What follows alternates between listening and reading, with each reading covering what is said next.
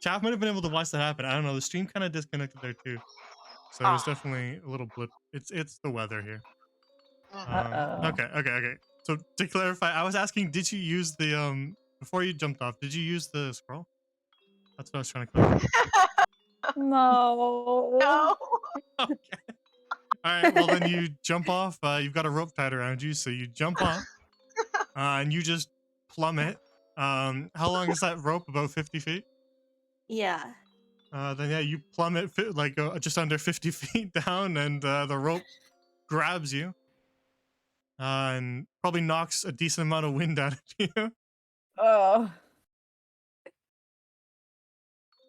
And you now dangle by the end of that rope with whoever's holding it.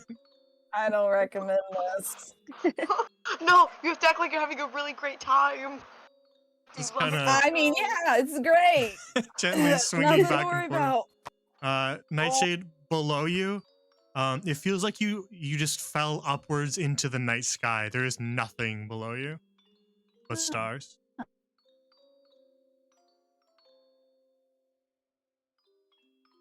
Just feels like I'm in the sky, if nothing else. The shadowy figure makes no acknowledgement of this happening at all. Is it working? He does not give a shit. Oh. Do not care.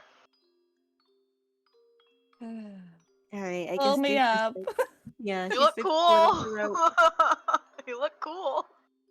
I mean, hey, I'm sure nobody else has gone down there and Ugh. survived. Like a once in a lifetime opportunity, maybe. You're the first explorer. I don't think I want to be the first. Oh, I could have lived my whole life without that. You spend some time hauling Nightshade back up, and Nightshade, you climb your way back over the edge of that rocky precipice, and are now back on solid ground. I wonder something. We got like a rock or something nearby?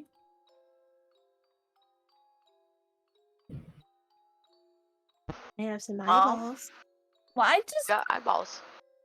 no. Well, let's not throw those. I'm trying to figure out just because when I was down there, it looked like I was basically in the night sky.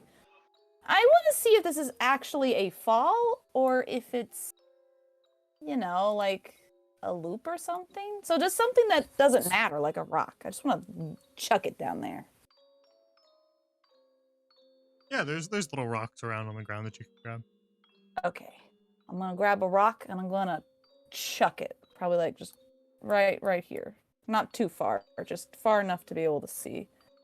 All right, yeah, you toss it off and it just falls and falls and falls until you can't see it anymore. Okay, never mind. Confirmed. It is indeed a fall. I could have died. Mm, Yay! Woo! You face death.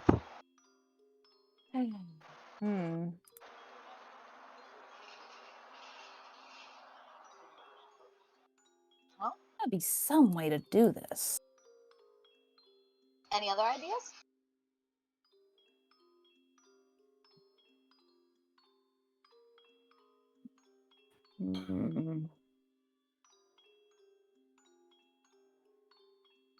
I got nothing.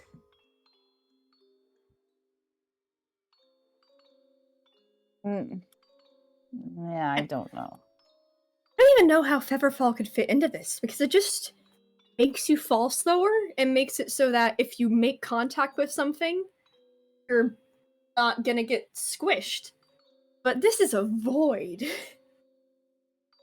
So, Maybe it's the thought that counts? I think it's the thought that counts.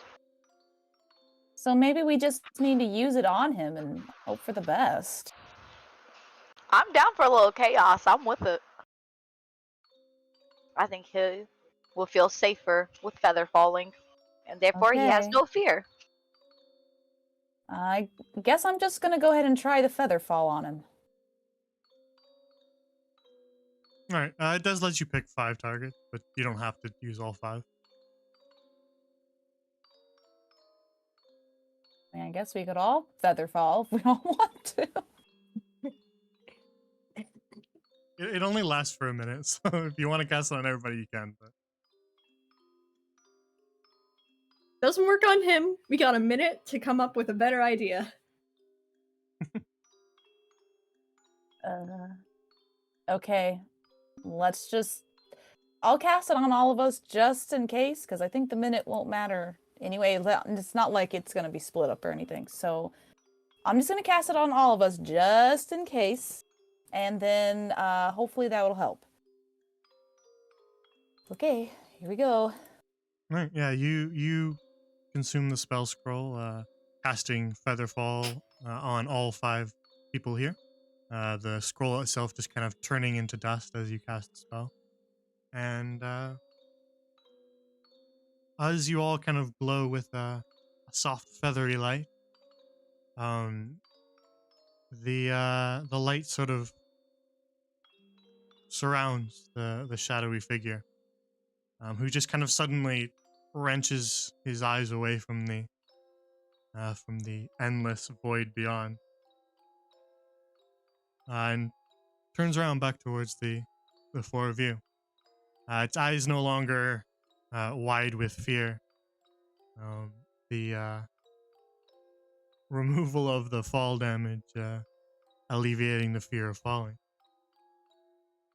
It worked. So the little shadowy figure hugs you, Nightshade, if you allow it. Oh, yes, absolutely.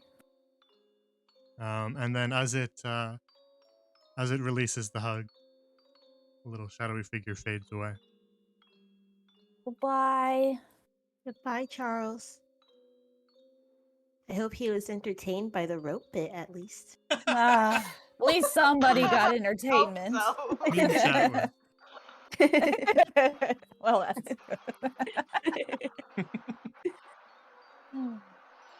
well, that's something I'm never gonna do again.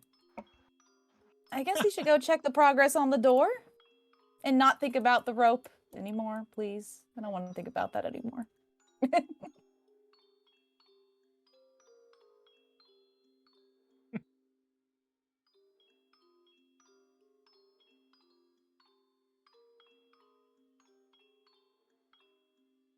All right.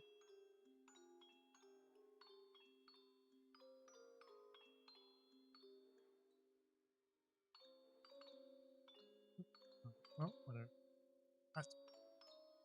You make your way back inside, up the stone steps, and into the orphanage once more. Back into the foyer.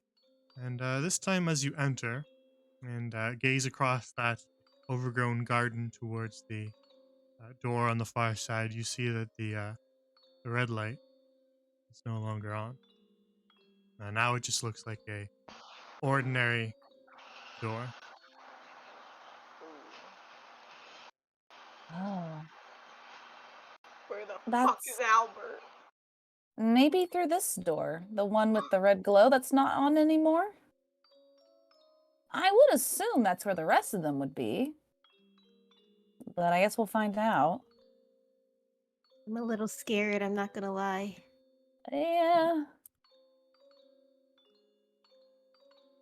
Yeah, you reach towards the doorknob, and now it turns, and you can pull the door open.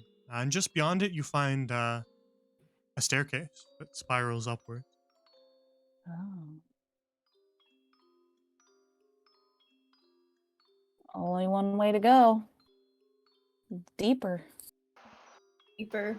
Or Deeper. Very well. Then you climb your way up the stairs, and they spiral back around to another door. This one also unremarkable.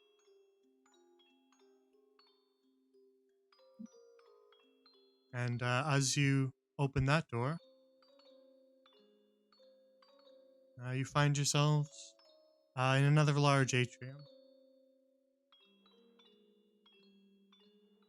Still dilapidated, covered in cobwebs and dust, with doors off to your left and to your right, and all the way across this kind of empty space that looks down into the foyer, you can see another door with another red light. Looks like round 2. All right, I guess time to start checking these doors. Find more kids. Which one do we want to try first? Went with the right door earlier, so let's go with the left door this time. Okay. To the left. To the left, to the left. And through the door we go. Very well. The 4 of you make your way into this door. And what lies beyond it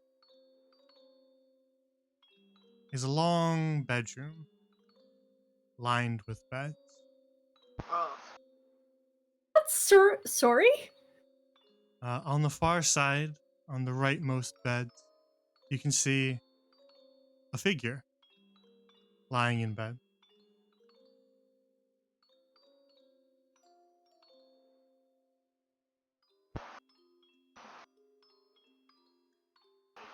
Who the fuck has the bow? I thought Duja was wearing it? I could be wrong. That was probably a while back. We are horrible babysitters. I Where did think we- you're right. Sorry. I believe Duja does have the bow. Mhm. Still got the bow? Alright, we good babysitters again. Yeah, you make your way over to this bed and see an oddly familiar figure lying motionless in the bed, staring up at the ceiling, unblinking, cold and pale.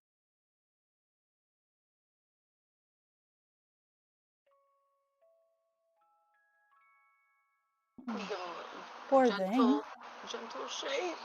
Gentle shake. You reach towards the child, and you are physically able to touch them, Bae, but they are ice cold.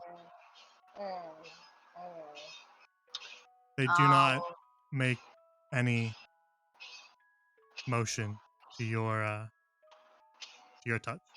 No reaction. I think we found. This must We be found. Celeste. Mm-hmm. Losing from.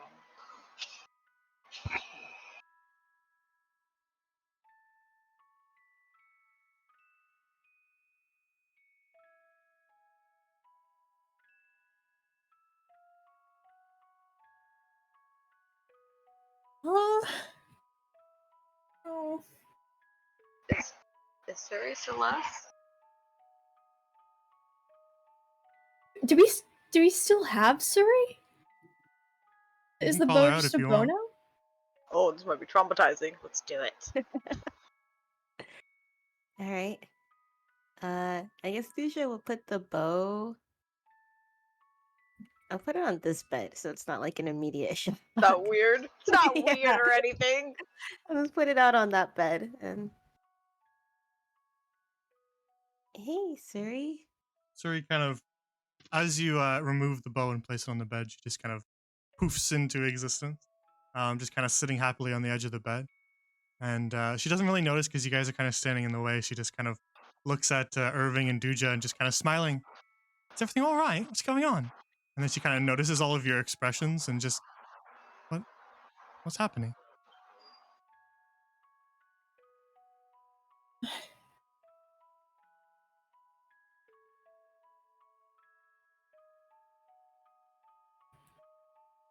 You move out of the way to allow her to see, and she kind of hops off the bed and walks over and, what? I don't understand. What's happening here?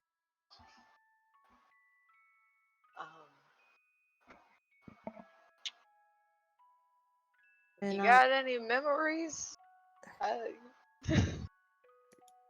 do we tell her? Well, does the name Celeste ring a bell to you? I know we've tossed around some names when we first met. and When you say none of them- Celeste out loud, she kind of staggers back as if you just punched her. Oh. I'm sorry, Suri. She kind of holds her head as if she has a sudden headache and just, why do I know that name?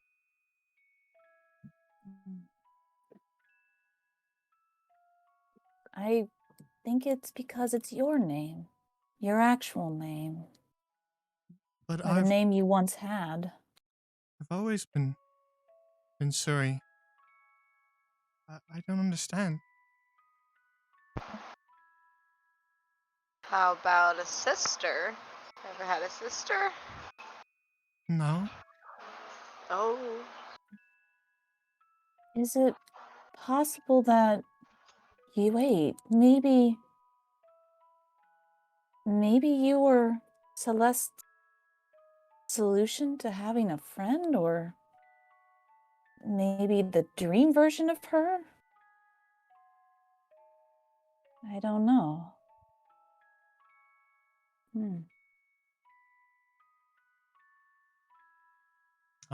Suri kind of is unnerved, but she's kind of looking around at the room. Where are we, anyway? It's Midnight Hill Orphanage. She looks again like she was just struck by something. Orphanage, Midnight Hill. What? Why does that sound so familiar too?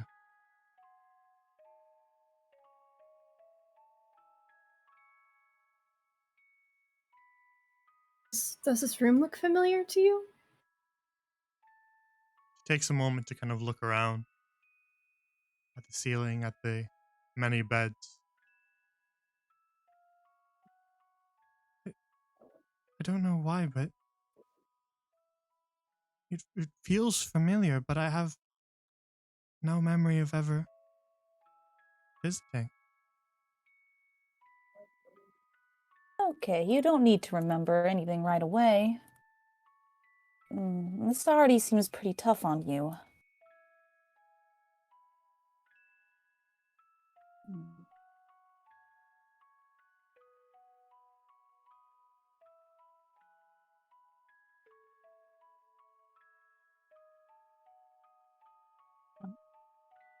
Wait.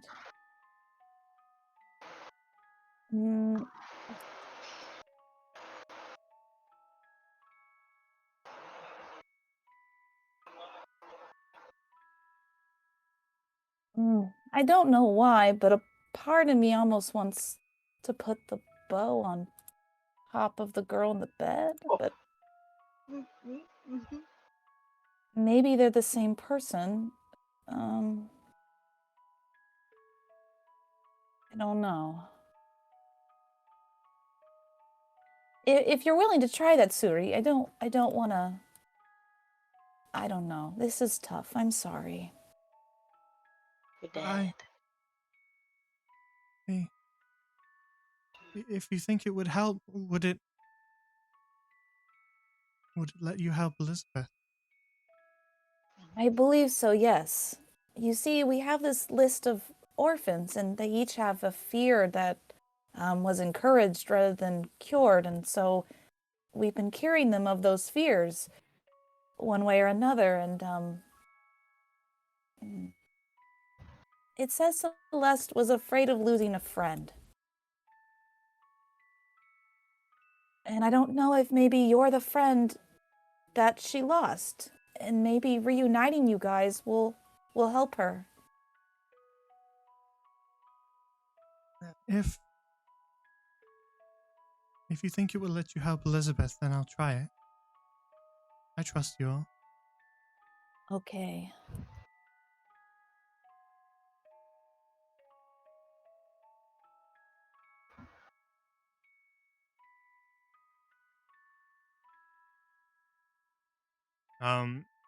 She kind of gives you all like one look each, and then transforms back into the bow.